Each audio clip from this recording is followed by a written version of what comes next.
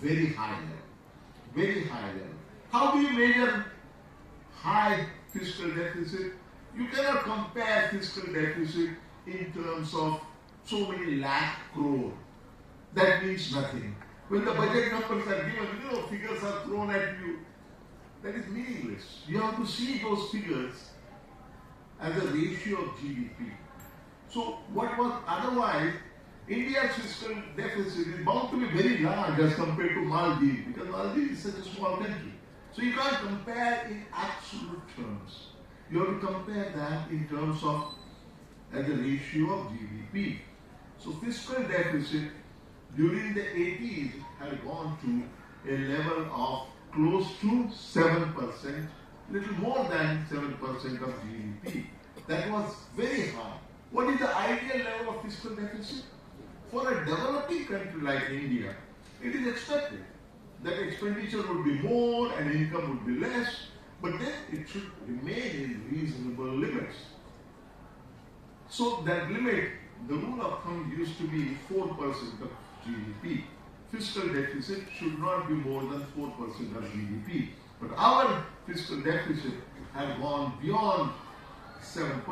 That was too high. At the same time, what had happened was the foreign exchange reserves with the Reserve Bank of India, they had dwindled to a level, as was mentioned here, to only $1.2 billion. Now, first of all, why do we need foreign exchange reserves?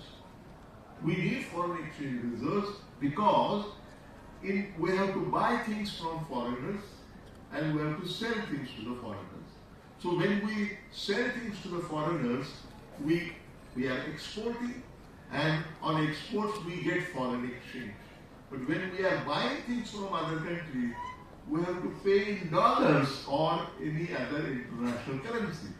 We can't pay them with rupees. Now we are thinking about that, but at that time, traditionally, rupee cannot be used and they cannot accept a rupee. So we need some other currency which is acceptable to everybody. Dollar is the one, or pound sterling used to be one, euro is another one, but these are later. Dollar was the main currency. So every developing country has to keep a reserve, foreign exchange reserve. That is why it is called Reserve Bank of India. It has the reserves of the system, right? It is banker's bank. So it keeps, and it is government's bank. Government, all transactions take place through RBI. Because we were exporting much less than what we were importing, our foreign exchange reserves went on depleting. And they were only a level of $1.2 billion. Now, how do you decide whether foreign exchange reserves are too much, too little, or just right? Again, the rule of thumb is that every developing country should have foreign exchange reserves which will cover at least 3 months of its import requirement. So if you are importing, say, $100 million worth goods and services, then your foreign exchange reserves should be at least $300 million. Simple example. In reality, our foreign exchange reserves at the dwindled level of 1.2% of GDP, at $1.2 billion was barely enough to pay 10 days of our import. So instead of 90 days of our import, our foreign exchange level reserve was enough only to cover 10 days of our import requirement. What would have happened if our foreign exchange reserves had exhausted? Just imagine. 75% of our oil requirement is bought from abroad. We import oil. And all the industry runs on oil, right? So if we have no foreign exchange reserve left, what would happen? Either we have to borrow from other countries foreign exchange reserves, if you do not have foreign exchange reserves to pay for your imports, particularly important imports like oil, then you will stop importing. If you stop importing, all the industries will come to standstill. And millions of people, crores of people will become unemployed. So this is the change. So foreign exchange reserve is a very important requirement, and it was dwindled. And that was the situation where, believe it or not, nobody was willing to give us any loan. No country was willing to help us. IMF was not willing to help us. World Bank was not willing to help us. Nobody was willing to help our country. And it was as if the name of India was going to be wiped out from the economic map of the world. That was a dire situation. And in that situation, and this was unprecedented crisis, that was when the Reserve Bank came forward. And the Reserve Bank had a great governor called Mr. Venkataraman. And he took a very bold decision. There was no government at the center. There was a small government of a small party supported by Congress party from outside to get money as a bridge finance, to tide over the difficulties. So 147 tons of our gold was shipped from India to London to keep in Bank of England as a collateral against which we raised the loan. Because we were not credit worthy, no country was willing to give us loan. So we had to give the gold from our pockets. And as they say, if you are selling gold, then that family has no future. Because you are liquidating your long-term assets. And we had to do that because otherwise the imports would have stopped, and the country would have come to standstill, and there would have been riots on the street. That was the time when Dr. Manmohan Singh took over as the finance minister of the country. And because that government of whatever government was there, that crashed, and when Congress withdrew the support, and then there were elections, new government came in few months, and they chose Dr. Manmohan Singh as the finance minister. I must also tell you that he was not the first choice as the finance minister. Dr. I.G. Patel, another governor of Reserve Bank of India, another great man, was the first choice. But I.G. Patel told the Prime Minister, Mr. Narasimha Rao, at that time, that one man who can get the country out of this crisis is going to be Dr. Manmohan Singh. And then Manmohan Singh was given the task. And what a transformation that he brought about. In one budget, so much, as you are aware, budget is very important because it's not only because of the numbers which are thrown at you, it is not because of the accounts of the government, incomes and expenditure and so on. No, that is there, that's part of it. More importantly, that gives a signal about the kind of economic policies which are going to follow in the following year. Now, for example, when 1st February the budget is presented, from the 1st April of the following year, same year, 1st April onwards, for that financial year. Now, this budget which was presented on 1st February, that was the budget for 1st April 2025 to 31st March 2026. So, while presenting the budget, government, or typically the finance minister, also comes out with series of measures. And the policy, what policies the government is going to follow in that following year is completely reflected in the budget.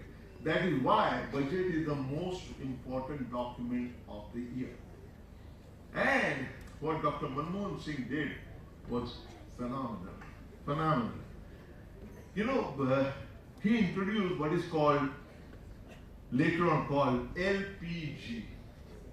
LPG, earlier LPG meant liquefied petroleum gas.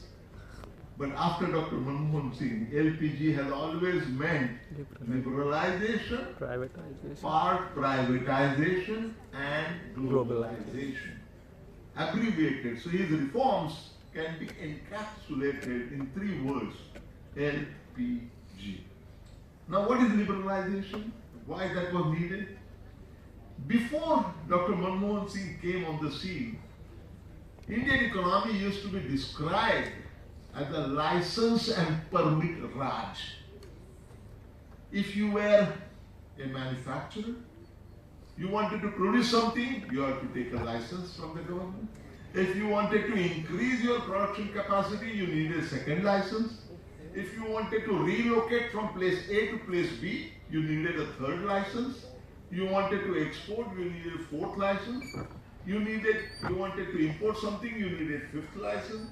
So it had become a license and permit Raj. And that was misused in this country by the big industrialists. You know what, I'll just give one example. If you are a cement manufacturer, what you will do is that you will take huge licenses of cement. Not for producing more cement, but for not producing. And not letting anybody else produce that. So what would happen? There would be an acute shortage of cement prices would go up, and those who have already produced cement will, without any effort, will be able to make a lot of money. That kind of thing was going on, and that's why Indian economy was described as license and permit Raj. And in one stroke of pen, Dr. Manmohan Singh destroyed the license and permit Raj. That was the beginning of liberalization in our country. You can say, it has become fashionable to say that freedom has come now, not then.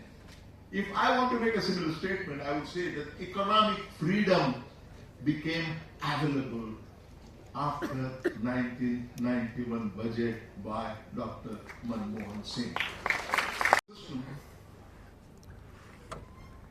Everybody was saying कि उनके हाथ बांध दिए हैं, उनके पैर बांध दिए हैं.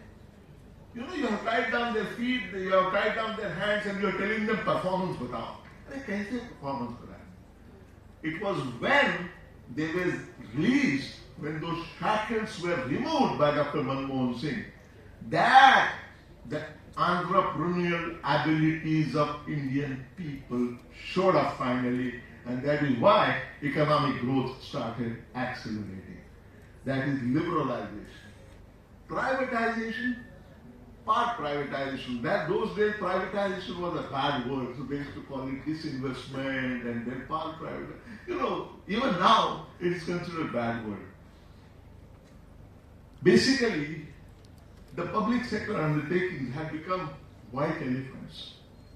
Air India is a very good example, and we have seen finally there to privatize it. It was private one, it was nationalized, and then many years later it was privatized again. It was owned by Tata earlier, and it's owned by Tata again. Now, they were places for corruption, and most of them. There were some very good ones, and I have to confess that, but at large, by and large, they were the addas of big politicians, being misused in every which way for their private gain or private power or whatever. So he had to start the process of part privatization. He did not privatize everything completely. No, India is a mixed economy. But wherever there was a scope, see, government in the 60s and 70s and 80s, in the spate of enthusiasm, when we became independent in 1947, private sector was not developed. So it was natural for government to come forward to push the economy. Very natural. But we overdid it. In the 50s, 60s and 70s, government went into every possible field. For example, Why should government be there in production of bread? It doesn't have to be. Why should government be there in the production of blade? Can private producer not produce it? But it happened that way. So in every walk of life, and we used to boast. In the 80s, we used to boast about the public sector at the commanding heights of the Indian economy. No longer they talk about commanding heights of the Indian economy in the public sector. So Dr. Manmohan Singh, what he did was start privatization. Wherever productivity was low, there he started privatizing in part, not wholesale privatization, in part. We never wanted foreigners to invest in our country. There are, there are two kinds of investment. FDI, that is foreign direct investment in the industry. And then there is FPI, or foreign portfolio investment. That is in the investment in the financial stock market.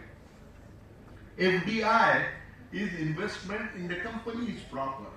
Equity participation in the big companies, that's FDI. FDI is very important. You know how much FDI we were getting at that time? $200 million, which is nothing but peanuts. How much China was getting at that time? $30 billion. $30 billion, and we were getting $200 million.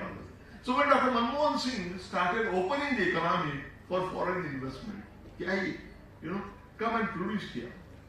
When Dr. Manmohan Singh started that, they started laughing, especially those of our colleagues on the left side of the ideological balance. They said that this country is on sale. One of my great predecessors had a very good one-line answer. They may be buying, our government may be thinking, some people are thinking that our country is on sale. But where is the buy? At that point of time, there was nobody interested in coming in. So you needed policies, you needed incentives to get the foreign investment into our country. And you know what is the level of foreign investment in our country today? Something like 70 billion US dollars. So it should hoता रहता है, but it is happening from 200 million to 70 billion. Remember, 1 billion is 1,000 million.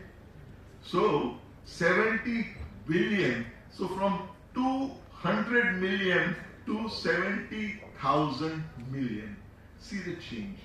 The foreign exchange reserves, which were only $1.2 billion, today it is something in the range of $600 billion. $600 billion. So where is $1 billion? Where is $600 billion? So what Dr. Manmohan Singh did was to open. But by opening the door, he did not just open the doors, "Aao jao ghar tumhara." No. Very cautiously, in a very clever manner, he opened the doors. And the example that I used to give earlier is that if you are invited to a party, if you know that you can come out of the party anytime that you want, then you are more likely to accept that invitation. That a very large amount of foreign investment started coming in. That was the start. That was the beginning. How much was the impact on the actual economy? Just imagine. From 1951 to 1990, for those 40 years, what was the rate of growth of Indian economy? Roughly speaking, India's GDP grew at the rate of 3.5% per year. And that was so unique. You take average for 5 years, take average for 10 years, it would always come to 3.5%. कुछ वर्षों में थोड़ा ज्यादा, कुछ वर्षों में थोड़ा कम, average was 3.5. That's why one of my former colleagues, Dr. Raj Krishna, called that as a Hindu rate of growth. 3.5% was called Hindu rate of growth because it was as if it was written on our country's forehead that this country cannot grow more than 3.5%. Dr. Manmohan, and now also see it. If 1950 to 1990, if the GDP growth was 3.5% per year, and the per capita and population growth, what was the population growth during that period? Per year, population was growing at 2.2%. What does that mean? It means that the per capita income, that is per head, per person income of the country was rising at a measly rate of 1.3%. 3.5% minus population growth of 2.5%, answer is 1.3%. Now, that if this agreement does not take place, I will quit as a Prime Minister. That was Dr. Manmohan Singh. So who says he was not strong enough? Nor it is also wrong to say he was accidental. He was a carefully chosen Prime Minister and he did a great job. Also, as I mentioned in the beginning, I have had the pleasure of working with him for so long, and every time needed, I would always go for personal advice, professional advice to him. In 2004, he had sent, I was telling our colleague sitting on the dais, that he had sent one of his big colleague to my residence, saying that this RBI is too small for you.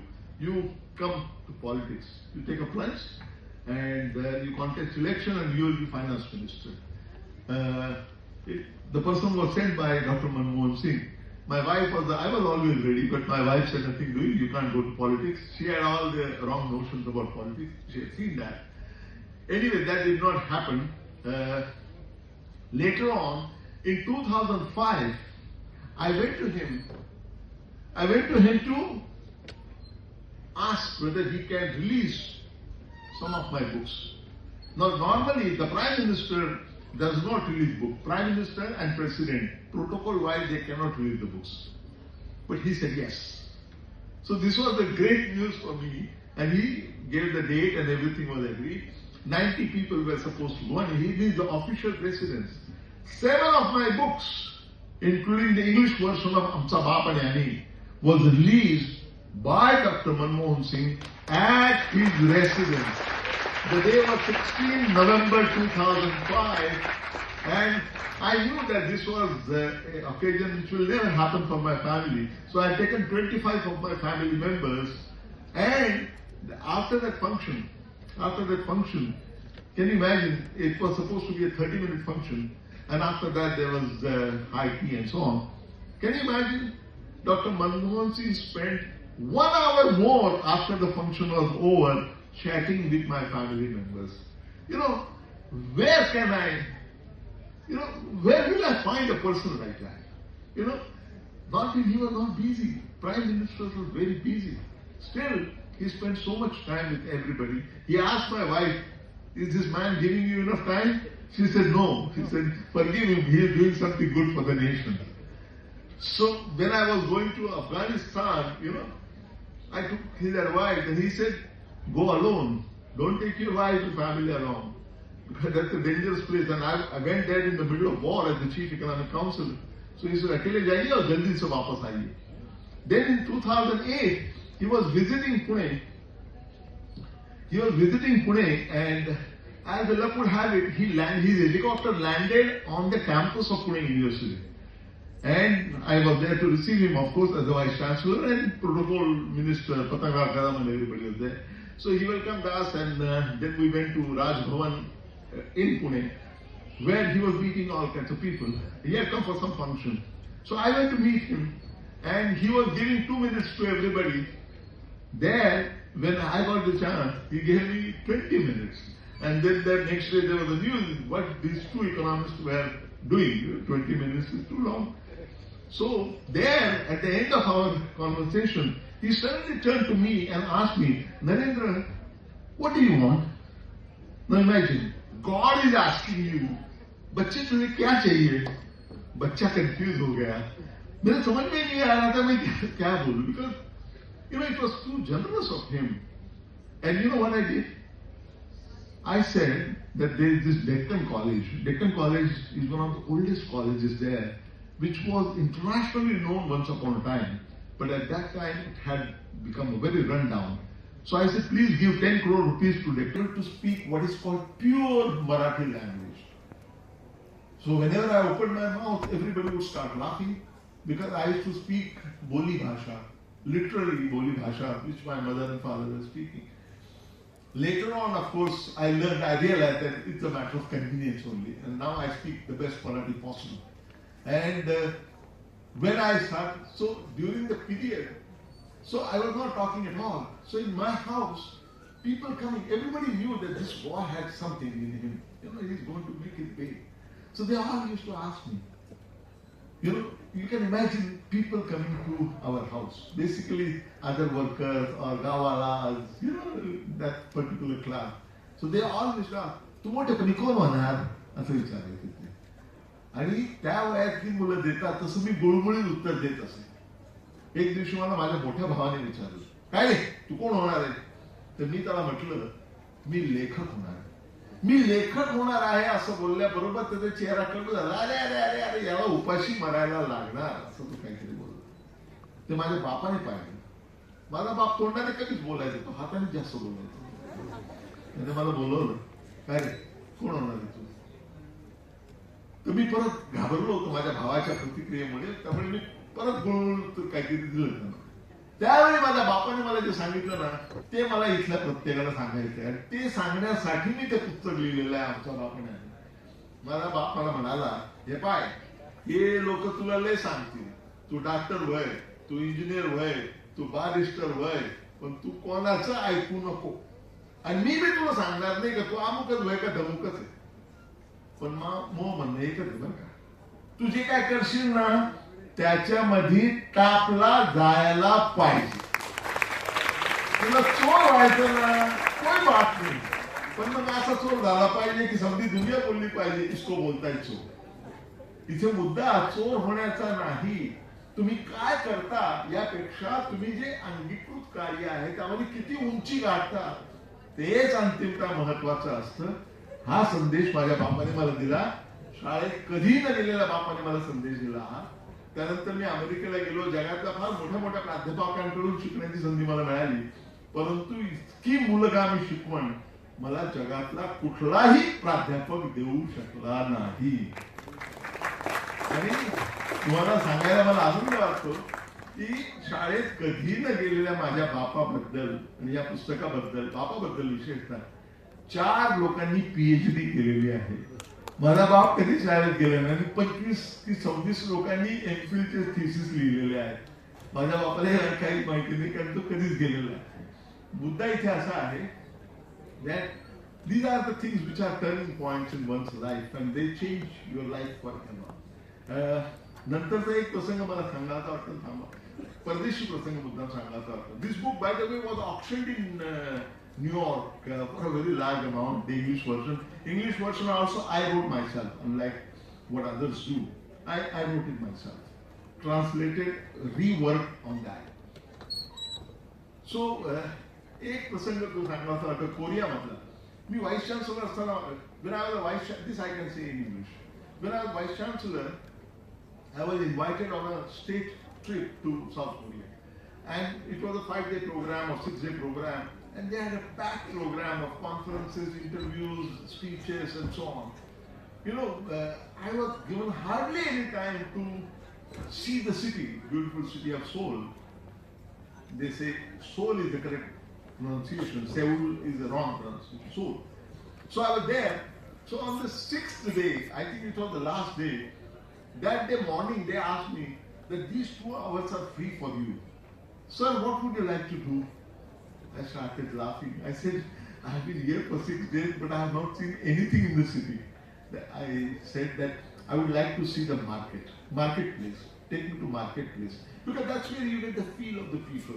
So I got down. So they gave me somebody to translate Korean into English and English to Korean. And I sat with that lady in the car and we went to a nearby market. When I got down, I saw that everybody was, doing namaskar kind of thing to me. I was really surprised. But the real surprise came when I went a little bit further, when two old people, that time I used to call them old people, now I am also in that range, although I don't feel that. But two old people came running to me and started talking to me in the rapid fire Korean. So I was confused. So I asked this lady, she said that they are inviting you to their shop. So I said, no, I don't want to buy anything. I was not there to buy anything. I said, this is a height of marketing. No, what is this? I remember Killa Court and how the lawyers chase people. So I said that, no, I don't want to buy anything. I told that lady in English and she told them in Korean. Then they said something in Korean, then she converted that into English and told me, no, they don't want you to buy anything. They feel that they will be blessed if you enter their shop. Put it that way. I said, okay. For 2 minutes I'll come there. So I went to the shop and I had one of the greatest surprises of my life. I went there was nobody in the shop. It was morning time, 10:30 or something like that. A big shop, and there was a big center table. When I went close by, I just started clicking photos as usual. I saw that on the center table, there was a sheet of papers. When I went close, I saw those were the Korean accounts of my speeches made, properly cut and pasted on piece of paper and kept there, a sheet of papers. So my Indian mind was alert. I said, was it orchestrated? I couldn't believe it. But then I said that only morning I told them I want to go to a market. They can't organize it. Still, I could not resist the temptation of asking them. So I asked them, why have you done that? You know what they told us? We want our children and our grandchildren to understand the relationship between father and son. I died with happiness. Where is somebody born and brought up in Vadala, and where is Seoul, Korea, where his family and the relationship of his relationship with his father inspires Korean people in that generation between father and son's relationship. Great things have happened, and many, it has been a source of great happiness and great pleasure. By the way, it was in the curriculum, for Marathi, Gujarati, दो चार भाषाओं के मराठीमध्ये 8वीला धडा होता आणि 12वीला धडा होता. 12वीला माझ्या आईबद्दलचा धडा होता, 8वीमध्ये एक माझ्यावरती धडा होता. तर at one point Nana Patekar was planning to make a movie on my book. So I was talking to him. So when I told him की धडा लावलेला माझा, he looked at me surprised. He said, "Chayla, मला वाटलं लोक वरती गेल्यानंतर त्यांचा धडा येतो. तू साल्या जिवंत असताना तुझा धडा आलेला आहे." So this book has really gone to places, and I'm very happy that my story of my humble family and my great father. If my father had got the opportunities to go to school, I have got one PhD, he would have got 2 or 3 PhDs. He was that brilliant. But he never got the opportunity. And that is why I think it is very important what this institution is doing, giving the opportunities for higher education, trying to tell you to become something in your life, to carve out a life for future. And I really commend this institution for having done such a wonderful job. And I wish all of you all the very best. Thank you.